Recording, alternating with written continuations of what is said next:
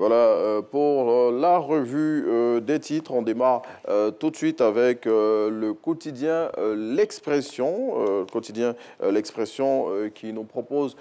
à sa une, avec la complicité bien évidemment de la réalisation. Voilà, le quotidien L'Expression qui, dans son numéro de ce jour, nous explique comment le président de la République, Alassane Ouattara, a pacifié le climat politique national à travers le dialogue politique, bien évidemment, dans ces différentes tranches qui ont permis d'avoir des accords au niveau politique, à travers notamment aussi le plébiscite du président de l'Assemblée nationale, le nouveau Adama Togo, dont l'élection a été obtenue grâce à un consensus avec la plupart, presque tous les partis politiques représentés à l'Assemblée nationale, et aussi l'obtention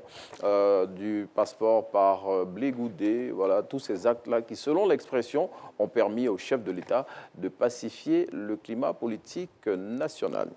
Autre quotidien que nous propose aussi la réalisation, et on continue bien évidemment à dérouler les titres de la presse de ce jour, c'est le quotidien Le Matin, selon lequel, avant le retour en Côte d'Ivoire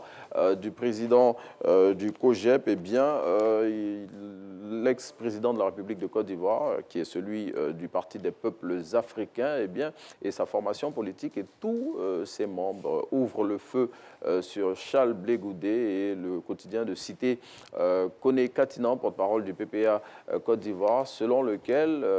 avec Blé Goudé désormais, eh bien, c'est la fracture. On continue de dérouler les titres qui ont été retenus aujourd'hui pour cette revue des titres, et on arrive avec le quotidien Soir Info, eh bien, qui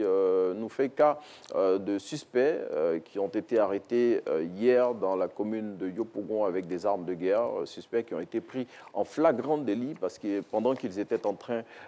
d'opérer des casses sur certains établissements commerciaux. Et puis le quotidien aussi fait le compte-rendu d'une activité organisée par le Comité national de lutte contre la vie chère qui préconise, surtout exhorte les populations à consommer ivoirien et local pour lutter contre la vie chère. Et puis, on parle de sport avec le prochain quotidien que la réalisation nous permet d'avoir à présent. C'est le quotidien Le Sport. Le quotidien Le Sport qui indique que Sébastien Haller, attaquant de l'équipe nationale de Côte d'Ivoire, a obtenu le jackpot en signant dans le club allemand du Borussia Dortmund. Et bien, le quotidien ne manque pas de parler, bien évidemment, de la confrontation entre l'Africa et le Stade d'Abidjan qui va se tenir aujourd'hui, et il fait également cas du classement FIFA, le dernier dans lequel les éléphants de Côte d'Ivoire ont obtenu un point et où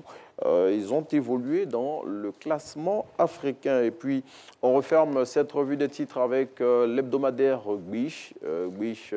avec lequel, bien évidemment, on espère vous ôter un sourire. Gbiche qui parle de la récente fête des pères, au cours de laquelle, selon le confrère, et c'est le constat général, eh bien,